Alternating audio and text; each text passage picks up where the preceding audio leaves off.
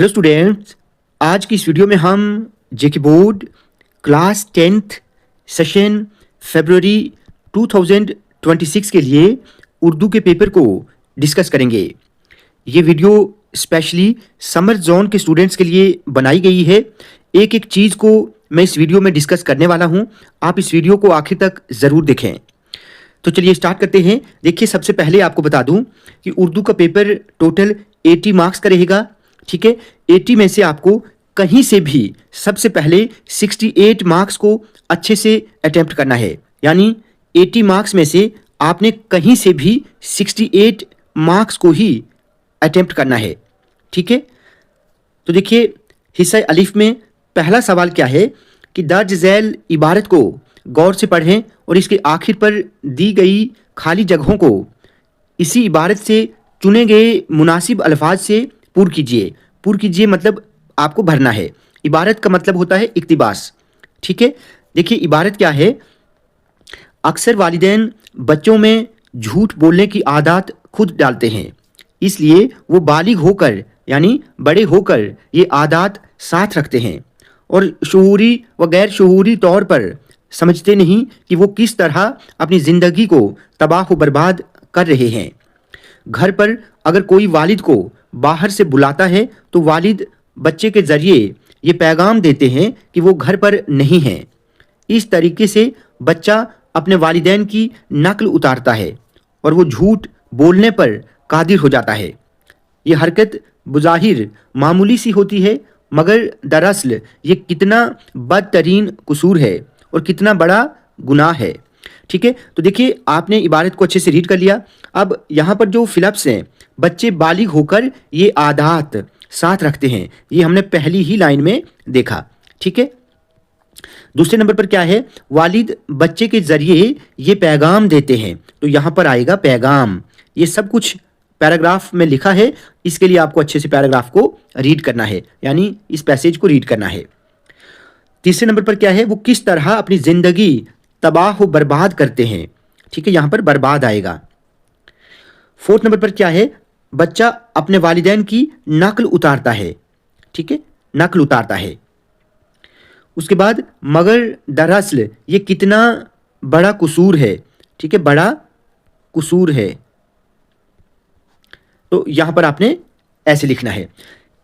तो ये जो अल्फाज हमने इन खाली जगहों में भरे, ये सभी के सभी अल्फाज आपको इस ऊपर की पैसेज में मिल जाएंगे। ठीक है, उसके बाद दूसरे नंबर का सवाल क्या है कि दर्ज झैल शेरी इबारत को गौर से पढ़िए और आखिर में इससे मुतालिक दिए गए सवालात के जवाब चुन लीजिए। देखिए स्टूडेंट्स, इससे पहले मैंने विंटर जोन के स्टूडेंट्स के लिए बहुत सारी वीडियोस बनाई हैं। आप उन वीडियोस को देखें, सब कुछ सेम मटेरियल है। ठीक है, जो विंटर जोन के लिए मटेरियल मैंने अपलोड किया है सेम समर जोन के लिए है। कोई मुख्तलिफ नहीं है, कोई चेंजेस नहीं है। आपको वैसे ही अच्छे से तैयारी करनी है।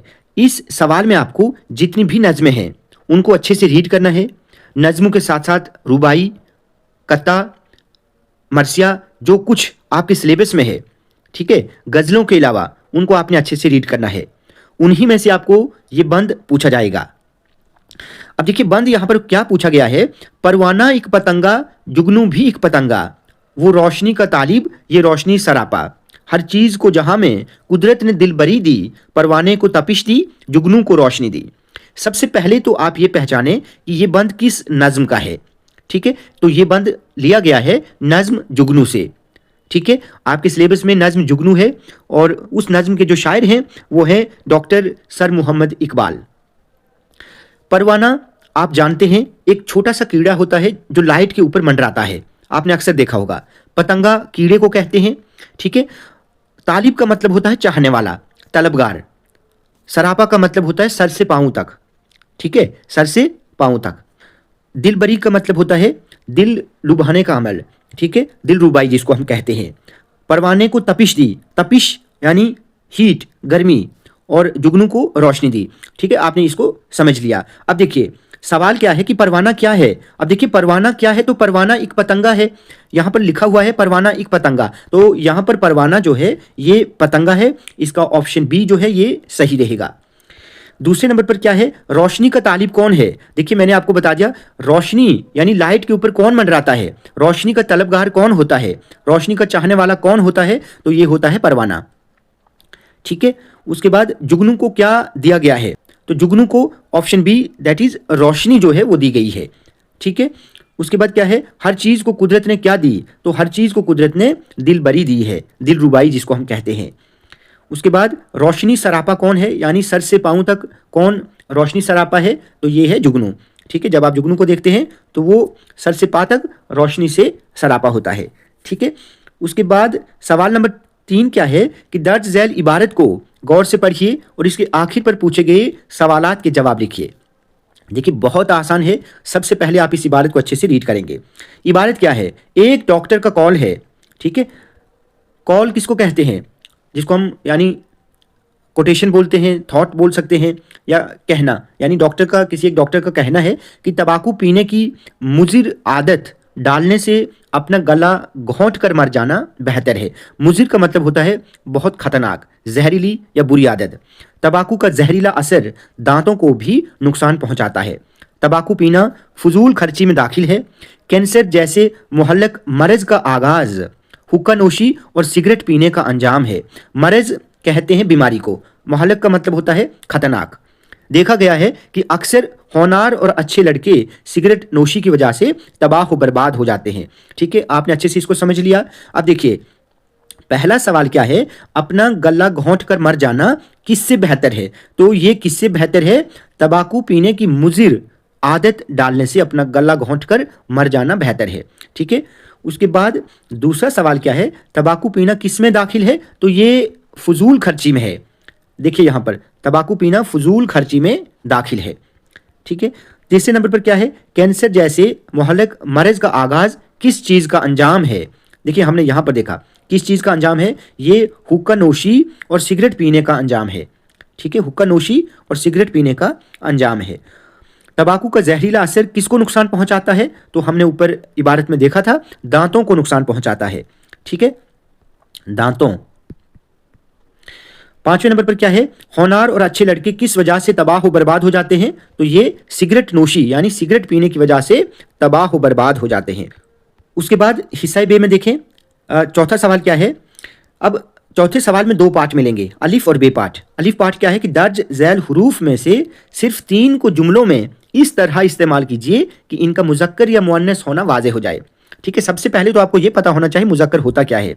मुजक्कर जो नर इस्म को जाहिर करे, यानी मेल के लिए जो रिप्रेजेंट किया जाए, और मुअन्नस जो मादा इस्म को जाहिर करे, यानी जो फीमेल के लिए इस्तेमाल किया जाता है। क्लियर। अब यहाँ पर देखें हमारे पास 4 ऑप्शन हैं, कोई तीन के आपने जुमले बनाने हैं और साथ में ये लिखना है कि वो जो जुमला आपने बनाया वो मुज़क्कर है या मुअन्नस है।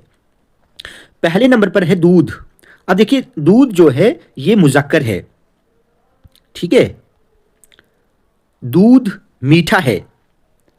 आप ये नहीं कहेंगे कि दूध मीठी है, जब आप सेंटेंस बनाएंगे आपको खुद ऑटोमेटिकली एक सेंस बन जाती है, दूध मीठा है, ठीक है, तो ये मुज़क्कर है। नफरत, हमें किसी से नफरत नहीं करनी चाहिए, नफरत ये मुअन्नस है,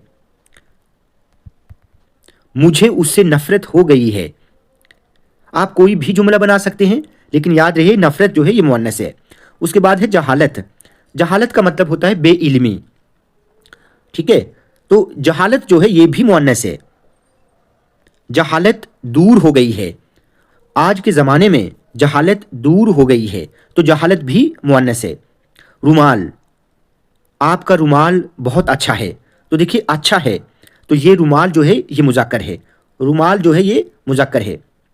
मेरे पास लाल रंग का रुमाल है, ठीक है, तो रुमाल जो है ये मुज़क्कर रहेगा। उसके बाद बे पार्ट में देखिए दर्ज झैल अल्फाज में सिर्फ 2 को जुमलों में इस तरह इस्तेमाल कीजिए कि इनका वाहिद या जमा होना वाज़े हो जाए। सबसे पहले आपको वाहिद और जमा का पता होना चाहिए। देखिए वाहिद एक इस्म को जाहिर करता है यानी एक चीज को, और जमा 2 या 2 से ज्यादा चीजों को जमा कहते हैं, ठीक है। अब देखिए नंबर 1 क्या है यहां पर, अस्बाक। सबसे पहले आपको तो यह पता होना चाहिए अस्बाक है क्या चीज। अस्बाक ये सबक की जमा है, यानी जिसको हम लेसन कहते हैं, ठीक है। हमारी उर्दू किताब में 10 असबाक हैं, तो असबाक यानी ज़्यादा हैं, तो 10 असबाक हैं, तो ये जमा रहेगा। क्या रहेगा? जमा। आपने आखिर में सेंटेंस के जमा लिखना है। उसके बाद है कलम। ये मेरा कलम है, यानी एक है तो ये वाहिद है। क्लियर? तस्वीर, ये भी एक है, आपकी तस्वीर अच्छी है, ठीक है। तो या ये मेरी तस्वीर है ये एक को रिप्रेजेंट करता है, तो ये मेरी तस्वीर है, आपकी तस्वीर अच्छी है, ये भी वाहिद है। क्लियर? उसके बाद है बागात। अब देखिए बागात क्या होता है? बागात बाग की जमा है, बागात बाग की जमा है, तो ये यानी ज़्यादा बाग हैं, तो ये लफ्ज़ जो है ये जमा है। अब कैसे जुमला बनाएंगे? कश्मीर के बागात बहुत खूबसूरत हैं। हो गया? क्लियर? उसके बाद 5वें नंबर पर क्या है? दर्ज झैल हुरूफ की तारीफ मिसालों के साथ कीजिए। मैंने हर एक टॉपिक की वीडियो अपने चैनल पर अपलोड की है। आप किसी भी टॉपिक को जब आप यूट्यूब पर सर्च करेंगे, बाई बुनियाद उर्दू लिखकर सर्च करें, मेरी वीडियोज़ आपको मिल जाएंगी, उनको देखें, आपको यकीनन अच्छे से समझ आ जाएगी। मैंने बिल्कुल सिंपल सादा ज़बान में इन सभी चीज़ों को समझाया है, ठीक है। पहले नंबर पर है हुरूफ आत्फ। क्या होता है? वो हुरूफ जो दो कलमों को आपस में मिलाते हैं, जैसे और, या वगैरह। हुरूफ ताकीद वो हुरूफ जो कलाम में ज़ोर पैदा करें, जैसे ज़रूर, बिल्कुल, हरगिज़ वगैरह। हुरूफ तासीफ़, तासीफ़ का मतलब होता है अफसोस करना, ठीक है। वो हुरूफ जो अफसोस करने के मौके पर बोले जाते हैं, जैसे हाय, उफ, ठीक है, वगैरह। हुरूफ शर्त जो शर्त के मौके पर बोले जाएं, अगर, वरना, वगैरह वगैरह, ठीक है। उसके बाद सवाल नंबर 6 में देखें, हिदायत के मुताबिक जवाब लिखिए। अब देखिए यहाँ पर धोबी कपड़े धोता है, इस जुमले में धोबी कवायद के लिहाज से क्या है? कवायद मानी ग्रामर के लिहाज से क्या है? सबसे पहले तो इन चारों की जो तारीफ है ये आपको पता होना चाहिए। फेल, फेल क्या है? ठीक है, किसी काम के करने या होने को फेल कहते हैं, ठीक है। फाइल क्या है? काम करने वाले को फाइल कहते हैं, काम करने वाले को। मफूल जिस पर कोई काम वाक़े हुआ हो, और सिफत जो किसी चीज़ की खूबी को, खूबी, बुराई, अच्छाई को जाहिर करे। यहाँ पर धोबी कपड़े धोता है, तो यहाँ पर कपड़े धोने वाला धोबी है, तो ये यानी काम करने वाला, तो इसको हम फाइल कहेंगे, ठीक है। दूसरे नंबर पर क्या है? फातिमा एक नेक लड़की है। इस जुमले में नेक कवायद के यानी ग्रामर के लिहाज से क्या है? तो नेक जो है ये देखिए फातिमा की खूबी बताई जा रही है कि वो नेक है, तो ये सिफत है, ठीक है। तीसरे नंबर पर जुबैदा ने रोटी खाई। इस जुमले में रोटी ग्रामर के लिहाज से क्या है? अब देखिए मैंने आपको बता दिया कि मफूल वो जिस इस्म के साथ कुछ हो, यानी जिस इस्म पर कोई काम किया जाए तो उसे मफूल कहते हैं। तो रोटी पर कोई काम हुआ है यानी रोटी को खाया गया है, तो रोटी जो है ये मफूल है। जावेद ने 2 किलो दूध लाया।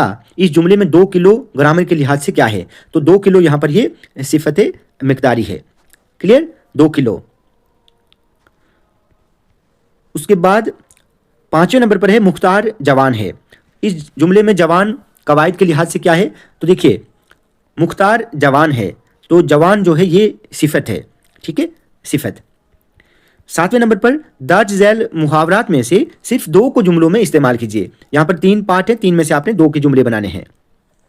2 के जुमले आप तब बना सकते हैं जब आपको इनके मानी पता हों, ठीक है। तो जुमले तो आप खुद से कुछ भी बना सकते हैं, लेकिन आपने मानी के अकॉर्डिंग उनको बनाना है। अब देखिए पहले नंबर पर क्या लिखा है कि फूंक फूंक कर कदम रखना, यानी संभल संभल कर चलना, ठीक है, सोच समझ कर कदम रखना। क्लियर? तो आप इस पर जुमला खुद बना सकते हैं। उसके बाद है खाक में मिलाना, यानी बर्बाद करना, मिट्टी में मिलाना, ठीक है, दम तोड़ना, मर जाना। क्लियर? तो आप इन पर जुमले खुद बनाएं। उसके बाद है तरकीब नहवी। 8वां सवाल तरकीब नहवी का है। तरकीब नहवी पर मैंने डिटेल्ड 2 वीडियोज़ बनाई हैं, जबकि बल्कि 3 बनाई हैं, आप उनको देखें, ठीक है, उनको समझें, बहुत आसान है। अब देखिए तरकीब नहवी, आपके सिलेबस में तरकीब नहवी के 2 जुमले होते हैं। ये पहला जुमला जो है ये है जुमलाए फेलिया खबरिया, और दूसरा है जुमलाए इस्मिया खबरिया, ठीक है, तो आप इनको खुद से कर सकते हैं। पहला जुमला मैंने आपको बता दिया, ये जुमलाए फेलिया खबरिया है, और दूसरा है जुमलाए इसमिया खबरिया। इसके लिए आप मेरी तरकीब नहवी की वीडियो को देखें, समझें, ठीक है, अच्छे से आपको ये समझ आ जाएगी और आसानी से ये मार्क्स आप हासिल कर सकते हैं। बहुत आसान है, ठीक है। उसके बाद हिस्सा जीम क्या है, दर्ज झैल असनाफ में से किसी एक पर नोट लिखिए। नॉवेल का नोट मैंने अपलोड किया है, रिसेंटली किया है, इंशाया पर, नज़्म पर और गज़ल पर। आपने कोई एक पर नोट लिखना है, 40 से 50 अल्फाज तक आपको ये नोट लिखना है, ज़्यादा बड़ा नहीं लिखना है। उसके बाद 10वें सवाल में ये आपको खुलासे पूछे जाएंगे। एक का खुलासा आपको लिखना है, सैर चौथे दरवेश की, हाली और मिजाजदार लुट गई। इन तीनों के मैंने बहुत छोटे छोटे खुलासे अपलोड किए हैं, आप उनको सुने, देखें, आसानी से आपको समझ आ जाएंगे। 11वें सवाल में आपको ये शायरों के अशार की तशरीह दी जाएगी। अब पहला शेर क्या है, हूँ इस कूचे के हर जर्रा से आगाह, इधर से मुद्दतों आया गया हूँ। कूचा गली को कहते हैं, जरा यानी हर छोटी छोटी चीज से, आगाह का मतलब होता है वाकिफ, ठीक है, मुद्दतों मतलब एक अरसे से। अब ये शेर शाद अजीमाबादी का है। इस शेर में शायर क्या फरमाते हैं कि मैं अपने महबूब की गली के हर एक जर्रे से, हर एक चीज से वाकिफ हूं, क्योंकि मैं महबूब का पीछा करते हुए इस गली से एक मुद्दत से रोज गुजरता हूं, ठीक है, इसीलिए मैं महबूब की गली की हर एक चीज से वाकिफ हूं, ठीक है। अब दूसरा शेर क्या है, मौत का एक दिन मुअय्यन है, नींद क्यों रात भर नहीं आती। अब यह शेर गालिब का है, गालिब की गज़ल से लिया गया है। मिर्ज़ा गालिब क्या फरमाते हैं कि मौत का एक दिन मुअय्यन है, यानी मुकर्रर है, फिक्स है, ठीक है, मैं जानता हूं कि मौत एक दिन ज़रूर आनी है, इस दुनिया में कोई भी बच नहीं पाया, मौत अटल है, आएगी। लेकिन जब मैं ये सब कुछ जानता हूं कि मौत अटल है, मौत आनी ही आनी है, फिर मैं क्यों रात भर इसी बात को लेकर बेचैन रहता हूं, क्यों मुझे रात भर नींद नहीं आती, ठीक है। उसके बाद अगला शेर क्या है, वो कज रविश न मिला रास्ते में मुझसे कभी, न सीधी तरह से उनने मेरा सलाम लिया। अब देखिए, कज रविश टेढ़ी चाल चलने वाला, ठीक है, जिसमें टेढ़ापन हो। अब इस शेर की अगर हम बात करें तो यह शेर मीर तकी मीर की गजल से लिया गया है। अब मीर तकी मीर क्या फरमाते हैं, मीर तकी मीर फरमाते हैं कि मेरा टेढ़ी चाल चलने वाला महबूब कभी भी मुझसे रास्ते में नहीं मिला, यानी कभी भी मेरा सामना मेरे महबूब से नहीं हुआ, और जब कभी गलती से हो भी गया तो मेरे महबूब ने कभी भी मेरे सलाम का सीधी तरह से जवाब नहीं दिया। क्लियर। उसके बाद अगला शेर क्या है, यही बहुत है कि मुझ पर तेरी तवज्जो है, तेरी निगाह का अंदाज दूसरा ही सही। निगाह नज़र को कहते हैं, तवज्जो यानी ध्यान। अब ये शेर अर्श सहबाई की गज़ल से लिया गया है। शायर क्या फरमाते हैं, शायर फरमाते हैं कि ऐ मेरे महबूब, मेरे लिए तो इतना ही काफ़ी है कि तेरी नज़र मुझ पर पड़ी, जबकि तेरे देखने का अंदाज दूसरा है, यानी तू प्यार से नहीं बल्कि मुझे नफरत से देखता है, लेकिन फिर भी मेरे लिए ये तेरा कर्म है। क्लियर। अगला क्या है, देख कर तिश्ना लबी मेरी ताजुब न कर, मैंने सहराओं को बख्शे हैं समंदर कितने। अब देखिए, ताजुब का मतलब होता है हैरान होना। तिश्ना लबी, तिश्ना प्यास को कहते हैं, लबी मतलब होंठ, सूखे होंठ, ठीक है, तिश्ना लबी मानी खुश्क होंठ। सहराओं मतलब रेगिस्तानों को, दश्त जिसको हम बोलते हैं रेगिस्तान। शायर क्या फरमाते हैं कि ए दुनिया के लोगों, मेरे खुश्क होंठ देखकर आप हैरान ना हों। एक वक्त में, एक ज़माने में मैंने कितने ही सहराओं को पानी से सैराब किया है, यानी मैंने खुद तकलीफ़ें उठाकर दूसरों को फ़ायदा पहुंचाया है। एक्चुअल में शायर ये कहना चाहते हैं। क्लियर। अगला शेर क्या है, बक रहा हूं जुनून में क्या क्या कुछ, कुछ ना समझे खुदा करे कोई। ये शेर मिर्ज़ा गालिब की गज़ल से लिया गया है। इस शेर में शायर क्या फरमाते हैं कि मैं महबूब के इश्क में इतना पागल हो गया हूं कि इस दीवानगी में, इस जुनून में, इस पागलपन में मैं न जाने क्या क्या बक रहा हूं। खुदा करे कि मेरी ये बातें किसी की समझ में ना आए। क्लियर। अब अगला सवाल, यहाँ पर ये सवालात हैं, जितने भी नसरी असबाक हैं वहाँ से ये सवालात लिए गए हैं, आप इनको अच्छे से देख लें। उसके बाद किसी एक अदीब या शायर की हालत ज़िंदगी आपको लिखनी है। ज़्यादा आपको लंबी हालत ज़िंदगी नहीं लिखनी है, 40 से 50 अल्फाज तक आप इसको लिखें, ठीक है। नूर शाह है, सर सैयद अहमद खान, शाद अजीमाबादी और आतिश, बहुत आसान है। उसके बाद अपने दोस्त को 10वीं जमात के इम्तिहान में कामयाबी पर मुबारकबादी का खत लिखिए, तो बहुत आसान है, मैंने अपलोड किया हुआ है, ये लेटर मैंने अपलोड किया हुआ है, सर्च करें इस लेटर को बाई बुनियाद उर्दू लिखकर आपको मिल जाएगा। या तो आपको ये लेटर लिखना है या फिर ये एप्लीकेशन आपको लिखनी है कि अपने स्कूल के प्रिंसिपल के नाम कुतुब खाने के लिए मयारी कुतुब खरीदने के लिए दरखास्त लिखिए, यानी अच्छी अच्छी किताबें खरीदने के लिए दरखास्त लिखिए कि जो लाइब्रेरी है उसमें अच्छी अच्छी किताबें होनी चाहिए। क्लियर। उसके बाद 15th क्वेश्चन में यहाँ पर आपको मजमून लिखना है, 200 अल्फाज पर आपको एक मुकम्मल मजमून लिखना है। मोबाइल फ़ोन के फ़ायदे और नुकसानात, तालीम निस्वा, सफाई की अहमियत, वक्त की पाबंदी, इन सभी को मैंने अपलोड किया हुआ है, आप उनको देख सकते हैं। आखिरी सवाल, जिस शेर में शायर अपना तखल्लुस लिखता है उसे क्या कहते हैं? तो ये मुख्तसर सवालात हैं, उसको मक्ता कहते हैं, मक्ता, ठीक है, मक्ता। कसीदा शहर आशूब किसने लिखा है? तो ये लिखा है मिर्ज़ा मोहम्मद रफ़ी सौदा ने, सौदा। उलुल अज़मी के क्या मानी है? तो उलुल अज़मी के मानी है बुलंद हिम्मती, बुलंद हिम्मती। क्लियर। उसके बाद इकबाल कहाँ पैदा हुए? तो इकबाल पैदा हुए सियालकोट में। कहाँ पर पैदा हुए ये? सियालकोट, पंजाब में, जो अभी पाकिस्तान का हिस्सा है। यासीन बेग की कौन सी नज़्म आपके निसाब में शामिल है? तो शिकस्त इंतज़ार।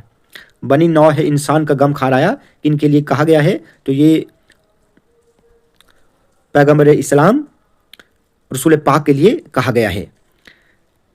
क्लियर। तो ये छोटे छोटे मुख्तसर सवाल थे जिनके जवाब आपको ऐसे लिखने हैं।